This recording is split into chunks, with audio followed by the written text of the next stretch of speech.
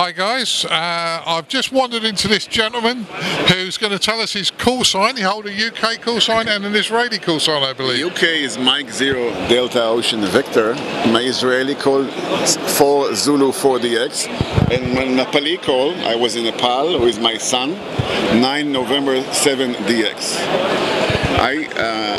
I'm also Ham Radio for 45 years. And my father was amateur radio. So you keep it in the family. And my son is also amateur radio. Oh, that's great. That's great. All right. What I wanted to tell you about my meeting with late King Hussian in 1995.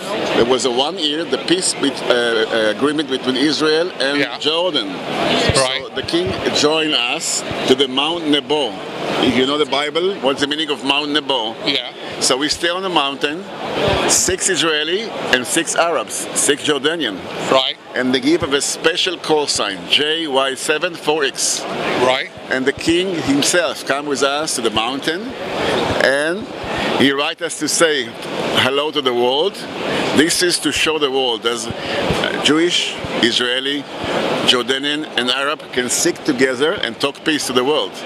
We stay 2 weeks on the mountain, and we talk about 20,000 people in the world, including the king himself, stay with us and say, my name is Hussein, I spell, and he stay with us. It was a great 2 weeks, the best of my life. Sounds really good, and an opportunity that I would have loved to have been involved with. But the thing about amateur radio is, it's a very good leveler. It crosses lots of boundaries. There are lots of people around the world don't get on, but as a hobby, us amateurs do tend to get on. We do tend to help each other, so I can understand why. And I've heard a few stories about King Hussein. I haven't heard your story. I heard another story where he was speaking to somebody who lived in North London. Yes. And the gentleman said, "Oh, when you're in London, just come over and stay with me." Yeah, he's there. And he did. I know him. I know him. I know this guy. Yes, I know this guy. So he died. He's silent key now. I know that's him. A shame. That's a shame. I know this guy very well. He's also a good friend of us. Yeah. So the next short story, I tell you about the expedition to Nepal. Yeah, please. In 1991, there was in Israel IARU conference, and I met there amateur radio from Nepal. Yeah.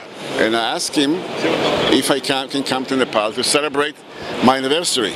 Yeah. 60 years old and 45 years on the radio. He said, yeah, come to Nepal. So I come with my wife, and we try to find the best place to talk from Nepal. Nepal is a big hole, it's a valley. Right. So you find a big mountain. You go right to the top. Yeah, very nice place. Dulikel is the name. We stay there. We work with some other people from Italy, from Belgium, from Israel, from Mexico. Even one from Mexico. That'd be good. XC1 Lima, very famous. We stay on the mountain, and we do the same as we do with the King Hussein. 2 weeks of staying in the Himalaya and talking all the people. We have 3 stations. One station is SSB. Yeah. Phone. One station is CW.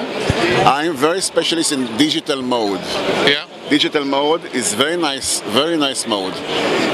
Because of the digital mode, no more Morse. You don't need Morse code anymore. Yeah. That's the reason you have M1 MRB.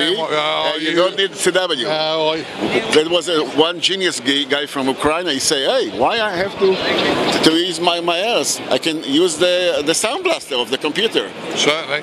Why me? Take the sound blaster. He can take the Morse code and mix it, use it as a ABCD. Yeah. So that's nice though. Okay, so it was nice to talk to you, gentlemen. It was a real pleasure to talk to you. Yeah, my pleasure. It was nice to hear some of the stories from amateur radio we haven't heard, and I'm sure our listeners will appreciate it. My pleasure. Well, let me thank you once again for coming my and pleasure. catching. My pleasure. Thank you very much. Thanks a million. Thank you. Okay.